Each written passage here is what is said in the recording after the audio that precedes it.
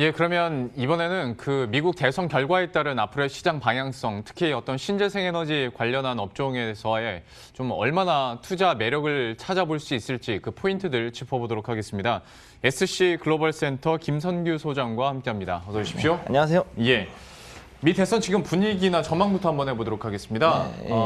아무래도 지금까지 뭐 선거인단 수 집계 조사랄지 아니면 뭐 지지율 조사로 봤을 때 뭐 바이든 후보가 좀 훨씬 더 유리해 보이긴 합니다만 네. 하다 보니까 이제 뭐 대통령부터 상하원 다 이제 민주당이 장악할 수도 있다라는 시나리오가 벌써 나오거든요. 네네. 좀 어떻게 보고 계십니까? 제가 볼 때는 지금 현재는 그거는 일단 언론에서 나오는 얘기고 현재 상황으로 봤을 때는 굉장히 박빙으로 지금 보고 있거든요. 그렇기 때문에 지금 현재 선거인단이라든가 이런 여러 가지 상황 같은 것들도 물론 있지만은 지금 제가 볼 때는 일단 우리나라에 나오지 않았지만 가장 큰 이슈 두 가지를 이야기를 하자면은 예. 첫째가 이제 어제 나왔던 그 블룸버그하고 월스트리트 저널 같은 경우에는 지금 현재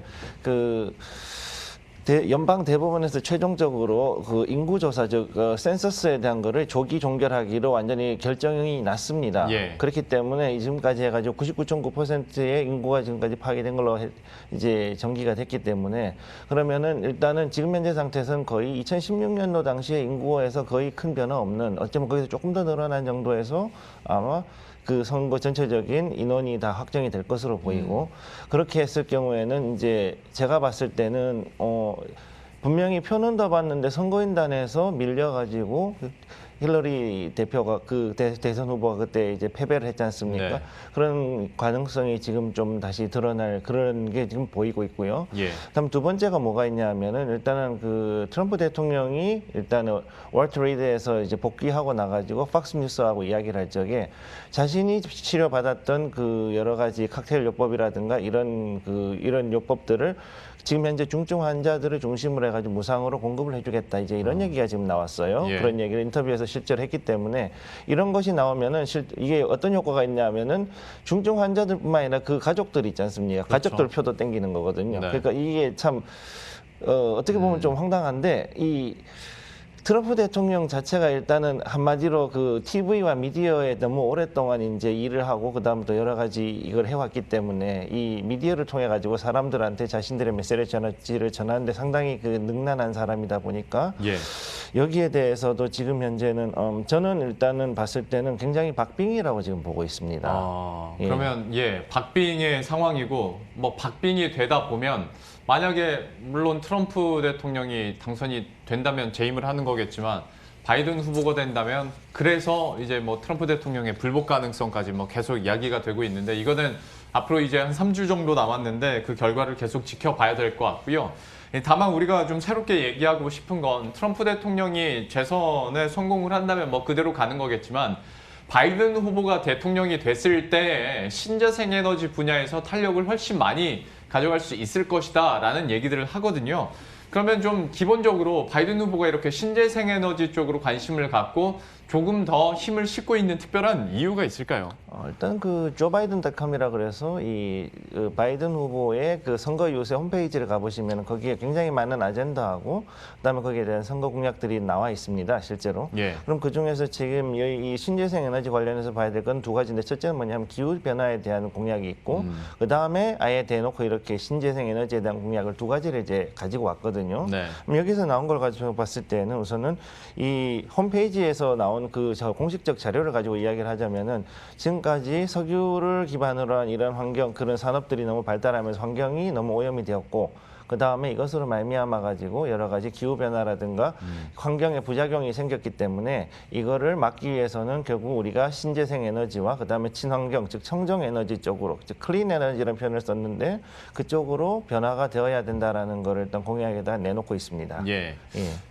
그런데 다만 그러니까 예전에도 소장님께서도 한번 언급을 해주셨고 트럼프 대통령이 기후 협약에도 탈퇴하고 상대적으로 바이든 후보는 이런 대선 공약으로 신재생 에너지를 전면에 띄우다 보니까 더 이쪽으로 바이든 후보 할 때는 당연히 신재생 에너지 얘기해야지라는 루틴이 되긴 하는데 사실 트럼프 대통령도 신재생 에너지와 관련해서는 이미 인프라를 깔고 있었고 그리고 네. 어떤 이건 대세적인 흐름이잖아요. 그렇습니다. 그러니까 트럼프 대통령이 재선이 된다 하더라도 신재생 에너지 쪽은 빠르게 발전할 것이다라는 뭐 전망들이 많은데 여기에 대해서는 좀 어떻게 평가하세요? 저도 그 말씀하신 거는 어느 정도는 동감을 하고 있는 것이 일단 이 신재생 에너지라는 것이 일단 지금 현재 그 조 바이든닷컴에서 나온 걸 보면은 전부 다 해가지고 6조 7천억 달러 거의 그 정도를 들여가지고 인프라를 개선을 하고 그 다음에 여러 가지 일자리를 창출을 하고 그 다음에 신재생 에너지에 관련된 것과 그 다음에 청정 에너지를 이용한 대중교통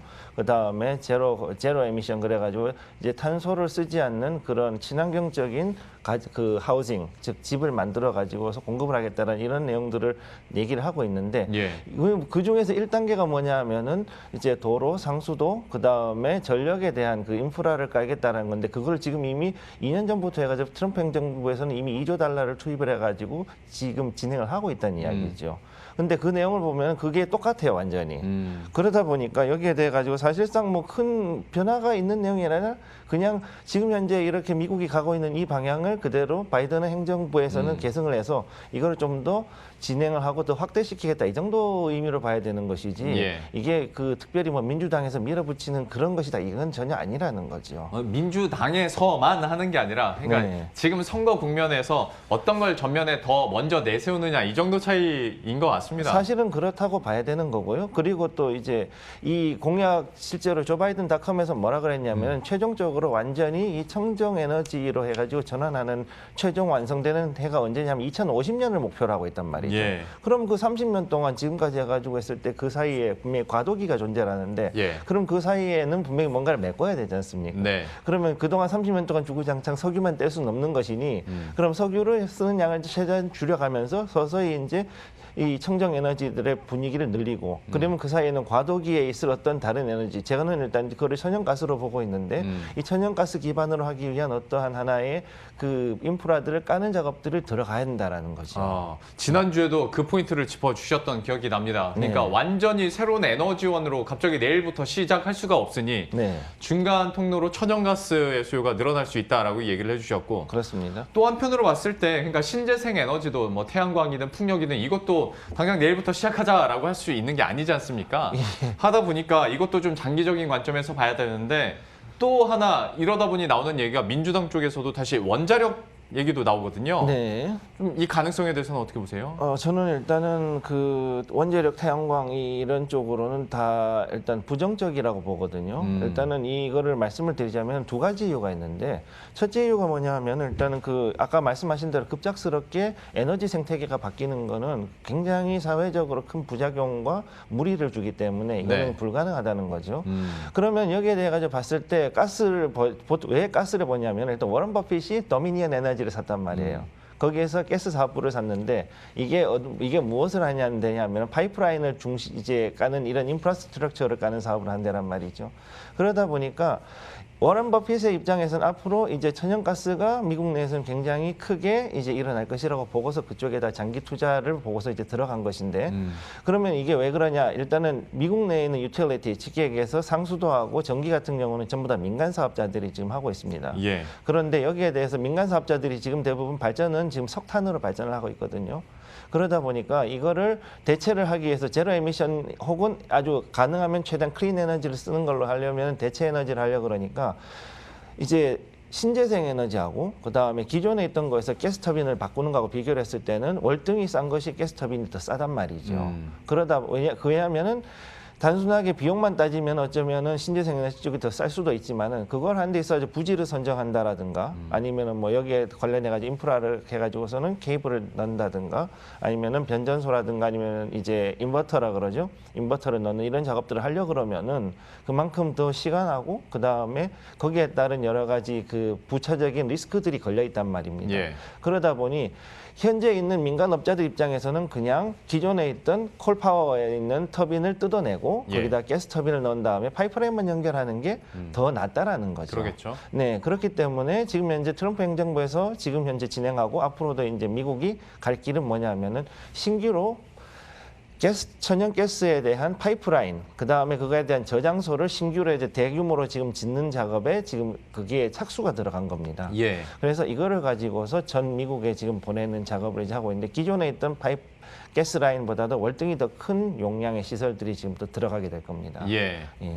참 그러니까 현실적인 문제를 봤을 때 저도 드는 생각이 좀 모순적인 얘기일 수는 있는데 미국은 워낙 좀 광활하고 땅덩어리가 넓지 않습니까? 네네. 그러니까 이런 신재생 에너지 인프라를 이렇게 세울 장소가 많긴 한데 또 땅덩어리가 넓다 보니까 이걸 전국으로 다 확대시키기도 쉽지 않을 것 같고. 그렇죠. 그게 이제 일단 태양광을 우선 말씀을 드리자면 제가 예. 일단은 해본 분야라서 일단 말씀을 드리겠는데 태양광은 일단은 그 의도상에 따라 가지고서 그 나올 수 있는 발전 효율이 다 다릅니다. 그런데 이 발전 효율이 이제 밑으로부터는 30도 이 정도 된 플로리다부터 시작해가지고 플로리다, 텍사스 아니면 뭐 이제 캘리포니아를 비롯해 이 남쪽을 비롯 있고 그다음 북쪽으로 가면은 이제 뭐 이쪽에 북부 그다음에 미시간 그다음 이제 뭐 그쪽 미네소라라든가 이제 그 워싱턴주 아니면 알래스카까지 이렇게 커버를 해야 되는데 예. 이 너무 굉장히 크단 말이죠. 한 30에서 한 65도 되는 이런 위도대를 다 커버하면서 동일한 발전 효율을 내는 거는 불가능하거든요. 그러겠네요. 네, 그러니까 이걸 하려 그러면 사실은 좀 여러 가지 좀 그 제한 사항들이 많고 그 다음에 이 태양광 발전은 일단 시간에 따라서 발전한 역량이 달라지는 것도 있지만 가장 큰 문제는 뭐냐면은 이게 결국은 직류를 가지고 뽑아내고서는 그걸 가지고 송전을 하는 데 있어가지고 강력한 변압기가 있어야 되는 거예요. 네. 변전소가 있든지 아니면 인버터를 장착한 상태에서 들어가야 된다는 얘기죠. 그럼 그게 안 되면은 이게 사실은 오히려 배보다 배꼽이 더 큰 일이 되는 거죠. 즉 우리가 생각할 때는 이 정도 한 100kg 정도 뽑아낼 것 같다 해가지고 설치를 해봤는데 그 부지에다가 실제로 나오는 거는 80에서 한 70에서 80kW 정도밖에 안 나온다라는 이런 상황이 될 수가 있다는 겁니다. 설비 구축 비용이나 뭐 유지 비용은 계속 들어가는데 네, 그렇죠. 그러다 보니까 배보다 배꼽이 더 클 수도 있다. 네. 그러니까 현실적인 부분을 많이 짚어주셨어요. 그래서 뭐 태양광이나 원자력 쪽으로의 급격한 변화도 사실 쉽지 않을 것이다라는 의견을 내주셨고 그리고 이제 어떤 신재생 에너지 얘기를 하다 보면 항상 그 말미에 얘기해 주셨던 게 결국에는 그러면 충전 쪽으로 갈 거다 네. 하면서 배터리 얘기를 저희가 몇 번 했었지 않습니까? 그렇습니다. 역시 뭐 신재생 에너지로의 전환 과정에서 ESS 에너지 저장 장치에 대한 중요성은 당연히 그래서 더 부각이 될 테고 우리나라 기업 중에서는 뭐 당연히 글로벌리하게도 경쟁력을 갖고 있는 LG화학이나 그리고 삼성 SDI 당연히 떠오를 수밖에 없는데 네. 좀 이들에 대한 그러면 수혜 여부는 어떻게 보십니까? 일단은 여기에 대해서 수혜는 확실히 있을 거라고 저는 보고 있고 일단은 ESS 자체를 만든 데 있어서 큰 그 배터리 시스템 그다음에 이제 거기에 대한 충전 관리 시스템 그다음에 거기에 따라 가지고 그 안전 관리 쉽게 얘기해서 이제 수분 제거하는 거라든가 아니면은 그 여기에 따른 여러 가지 그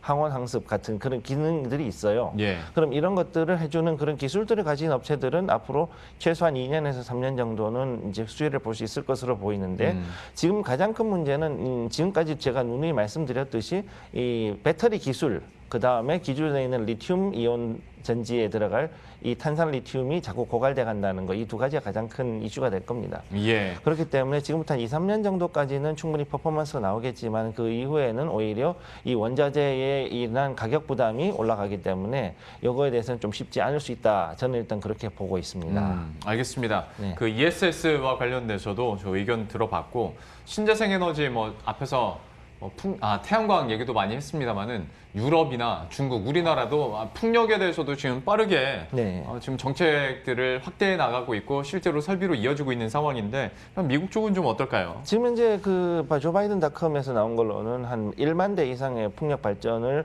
자국 내에서 공장을 만들어 가지고 자국 내에 그 일자리를 창출한 다음에 이걸 가지고서 뭐 이 바람이 좋은 북부라든가 이쪽에다가는 태양광이 들어가기 힘든 쪽은 풍력을 가지고 살 수 있겠다 이런 얘기를 지금 하고 있어요. 예. 근데 이제 여기에서 또 무슨 얘기를 했냐면은 또 중국하고에서 필요한 협력을 구해가지고 한다 그랬기 때문에 사실 풍력 쪽은 그 중국 쪽에서 나오는 그 발전기라든가 이런 것들이 또 많이 나오고 있거든요.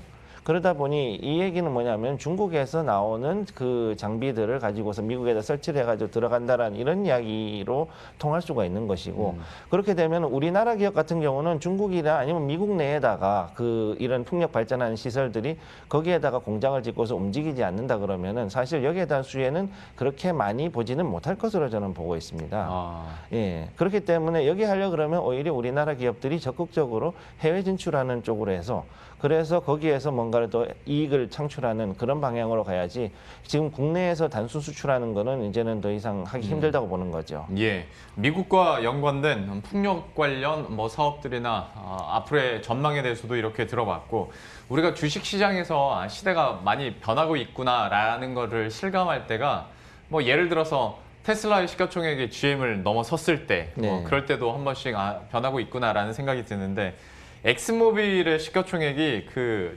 풍력이랑 태양열, 그러니까 재생에너지 쪽 사업 영위하는 넥스트라 에너지에게 밀렸다. 네. 뭐 이런 소식으로 또 뭔가 시대가 변하고 있구나라는 생각이 좀 들거든요. 이 회사 그래서 간단하게 좀 소개를 해주시겠어요? 일단 이 Next Year라 그러는데 그 다음 세대란 뜻이니까 네. Next Year인데 이 플로리다에 있는 그 민간 유틸리티 회사인데 일단 그 상수도 하고 그다음에 그 발전 사업을 당연히 하겠죠. 근데 이제 발전 사업에서 풍력하고 태양광으로 나오는 그 에너지들을 이 민간에다가 공급하는 그런 회사가 되겠습니다.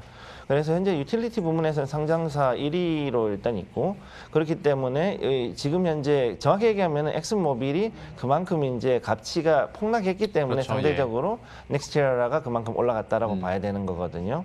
근데 앞으로 이제 그 이런 유틸리티 회사들이 갈 방향을 일단 이 넥스티라가 좀 보여주고 있다라고 저는 그렇게 보고 있고 앞으로 그 많은 민간 회사들이 이제 이런 청정 에너지 그다음에 신재생 에너지로 서서히 그렇지만 확실하게 이제 변화할 거라는 거를 일단 보고 있습니다. 예. 마지막으로 좀 시간 관계상 글쎄요, 짧게 두 개만 좀 여쭤보겠습니다. 네. 바이든 후보가 된다면 역시 뭐 신재생 에너지 쪽, 그러니까 친환경 ETF 쪽 뭐 다 잘 될 거야라고 얘기를 하는데 또 한편에서는 되는 거 보고 그때도 늦지 않아라는 얘기는 합니다. 네. 좀 친환경 관련된 투자, 특히 ETF 쪽으로 여기 이미 뭐 수익률은 계속 고공행진을 하고 있는데 네. 전망 어떻게 하십니까? 사실 지금 이미 상당히 고점에 와 있기 때문에 네. 개인적으로는 이게 더 물론 이제 잠깐 단기로 들어가는 건 괜찮지만 이걸 장타로 보시는 건 지금은 좀 어려울 거라고 보는 게 한번 대선에 대한 그 결과가 나오는 거에 따라서 한번 리스크가 있지 않습니까? 예. 저는 일단 박빙이라고 보이기 때문에 이거에 대한 결과가 나오고 나서 그때 가서 들어가더라도 늦지가 않다고 보고 있습니다. 일단 이 ETF나 이런 쪽은 그렇고요. 그다음에 이제 유가 쪽을 일단 좀 말씀을 드리게 되면 유가도 역시 이 대선 결과가 어떻게 되든지 간에 일단 한번 충격이 와가지고 한 번은 조정이 들어올 거라고 보고 있습니다. 예. 조정이 들어오는데 바이든이 됐을 경우에는 오히려 유가는 상승을 하고 트럼프가 됐을 경우에는 저는 유가는 일시적으로 연말까지는 떨어질 수 있다라고 저는 그렇게 보고 있습니다. 예. 예. 제가 두 번째로 질문드리고 싶었던 것이 유가였는데 네. 말씀을 해주셨으니까 대선 결과에 따라서 어디가 더 유리할지는 이제 어느 정도 추려졌는데 다만 그 결과를 눈으로 확인하고 해도 늦지는 않을 것 같습니다. 그 전까지는 좀 변동성에 대비하는 투자 전략도 필요해 보이네요. SC 글로벌 센터 김선규 소장과 함께했습니다. 오늘 말씀 고맙습니다. 네, 고맙습니다.